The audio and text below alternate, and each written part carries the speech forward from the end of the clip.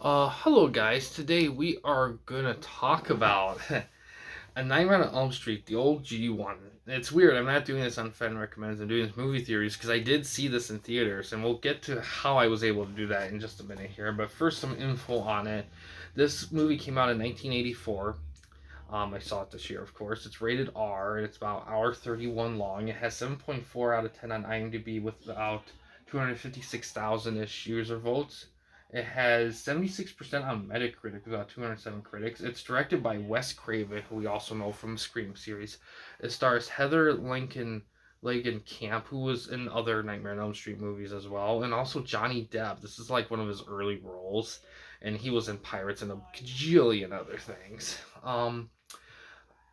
On Rotten Tomatoes, the movie has 95% by critics with 59 critics. Interesting. I thought it would be more. And 84% by audience, about 250,000 audience people. The critics' consensus is Wes Craven's intelligent premise combined with the horrifying visual appearance of Freddy Krueger still causes nightmares to this day. There's not an audience consensus because that's a very new thing. Like they didn't have that until like very recently. So there's a gajillion old reviews that don't have that. But yeah, so basically there's a theater in town where I live in that plays older movies sometimes. And one of those times they played this, and me, my wife, and some friends went to see it just for a little throwback movie theater experience. Kind of did something like that a couple years ago with Hocus Pocus in theaters. So we did it there. So it, so I saw it in theaters technically. So so it was kind of a it was a more of a local thing. It wasn't anything that was like official big company thing, but still, it's still a theater experience. Um, but yeah, this movie's fantastic. I mean, I can't say anything negative about this thing. This thing is like the one of the top horror movies ever, in my opinion. I mean, this spawned franchise and beyond. I mean, this was a huge Wes Craven thing. I mean, this was Wes Craven's bread and butter until he did the Scream stuff. Even to this day, this is like his big thing. And yeah, I mean, what can I say about this? I mean, like I said in other videos, it's kind of weird. I don't always talk about what a movie's about. I feel like I just jump straight to my thoughts and the positives and the negatives if there are any. But but I never really talk about what it's about. And this is one of those movies where I just like it's so and I think and like I said, a big reason why is because I feel like what they're about is kind of easy information to find, and sometimes my mind just doesn't go there. It doesn't go straight to like, well, here's what it's about, because it's like I don't know. But basically, what this movie is about is, there's these group of kids, and they're starting having nightmares of a scary guy, and they start dying in their sleep, and it kind of snowballs after that. And you have a main lead that's trying to, you know, kind of figure out more information, kind of fight him a little bit, and she has friends and boyfriend and family. There's mysteries and all that. I know I'm just kind of running through it, but I just want to give anyone who doesn't know this. That's kind of the rough estimate of it. There's so much more in it. I mean, the acting is really solid for an 80 for acting's great. The main lead, Heather, that plays the actress who plays Melee, I think she's actually my favorite. Like, if you can call them quote unquote final girls, she's my favorite. And the biggest reason why she's one of my favorites ever is because she's so fucking genuine. Like, I legit feels like she is you know an actual like thinking compatible human being and not just there as a trope. She's actually legit, like, it feels genuine. She makes everything feel so genuine. That's why I enjoy her so much in this. Um Johnny Depp, Johnny Depp is just kind of depping it a little bit. He doesn't quite have the Jack Sparrow like voice and mood, He's still very youthful and he kind of acts more standard, so you don't see and hear a lot of depth isms, but when you really look at it, you can kind of tell there's a little bit there. But he's just doing his thing. It's whatever with that. Um, but everything's well executed. The gore effects are great. The kills are great.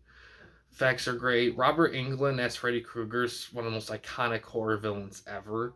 I mean, almost everyone knows this guy. I mean, I mean, he's alongside like Jason Voorhees, Michael Myers, Pinhead, and a lot of other ones. And yeah, I mean, it's just crazy to me. Like after all these years, like it's funny. Like movies and all that, they go through peaks of stuff being so high up, and I feel like we recognize when it starts and when we're in it, but I feel like a lot of people have a hard time recognizing when it ends until one day you wake up like, oh wow, that really ended.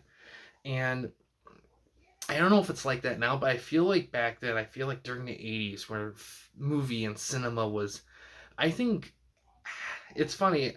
There's a few vocal minorities that may disagree, but I always felt like the 80s was the high point of cinema. And I say that because I feel like 80s just had everything. I feel like it had everything from all different, you know, from different parts of cinema from the past and parts that would influence the future. And it was all there. You had all these different genres. You had some westerns in there. You had sci-fi, horror, comedies, action, adventure. It was just all in there. I mean, yeah, a little bit of a lack of the superhero stuff, a little bit, but even then, you had a little bit of Superman and '89 Batman. I mean, even though it's '89 at '89 with tail end, it's still that movie was huge when it came out. So there's even a little bit of that. I mean, that decade had so much of everything, and it still had great effects. Acting was solid. The '80s was really the first decade where acting and filmmaking style started to feel more like what we know of today. You saw hints of it in the '70s, but it was still in process. It wasn't quite there yet. It was still very raw. And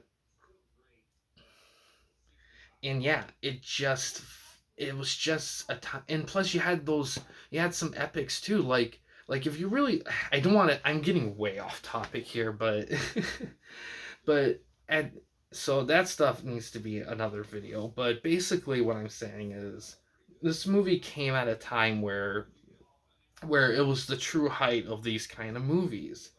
And I'm starting to see more done in horror nowadays a little bit. I think there has been a growing awareness like, oh shit, we probably should do something in that genre. Which is weird because horror for a long time was a huge moneymaker. But then superhero stuff came out, and I feel like that kind of eclipsed it by a lot because, well, superhero stuff was big and it was fresh. It was an untapped like fountain of stories and history that hasn't even been touched. And there's still so much more. It's just, you know, I think people can only drink the same delicious pop for so long until they need to have some water.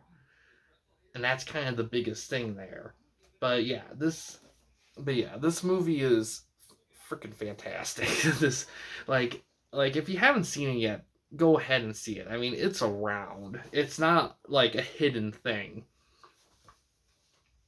Um, I might do this in Fen recommends too, but if I do it, it's probably gonna be in a group thing because I almost feel like at this point I almost need to do all of them in one video because it's like I ha- cause, but yeah, I've seen this movie lots of times, and it's just one of those movies. I will say though, seeing it in theater, I will say seeing a movie this old in theaters with people, it always feels special because it feels like you get it's almost feel like you're going back in time a little bit, to kind of see something when it was meant to be seen in theaters. Because nowadays, with the way filmmaking works and stuff, it never. I feel like making stuff for movies is a lot tougher than it was back then because nowadays everything and a lot of it's technology. Technology has caught up so much that it's kind of hard to like separate a cinematic movie from something that a YouTuber can make or something on Netflix or a streaming service. It just is. But back in the day, there was that separation. A movie quality was different than TV quality. It was noticeable, and it made it feel special. It made it feel like big shit, and you don't always see that anymore. And I don't know. I kind of miss having a reason to go to the movie theater outside of seeing it when it's out or something like that, or wanting to keep up before you get spoiled to death. I kind of want that like big theater experience, and there's been movies that have captured that, but I feel like it's a lot tougher than it used to be. But yeah, but this movie I think still does it. It's just such a well executed, fresh movie. And if you really think about it, something like this hasn't been done again outside of the Nightmare on Elm Street franchise, and for good reason, because it is set with that. If you ever do it, everyone's just gonna think this. So, but yeah, it's a really good, really solid movie. Definitely a recommendation. And yeah, I think that's gonna do it for this one here, guys. Thanks for watching. In case you guys wanted to chat with anyone at the Campy Company, you didn't want to use the YouTube comment section, we do have a couple options. First one is we have a Discord channel. You can find a link down in the about page / about section of our channel. We also have a community tab in our channel as well. You can access that anywhere, anytime. But yeah, guys, thanks for watching. Please subscribe and like the videos, and have a good day.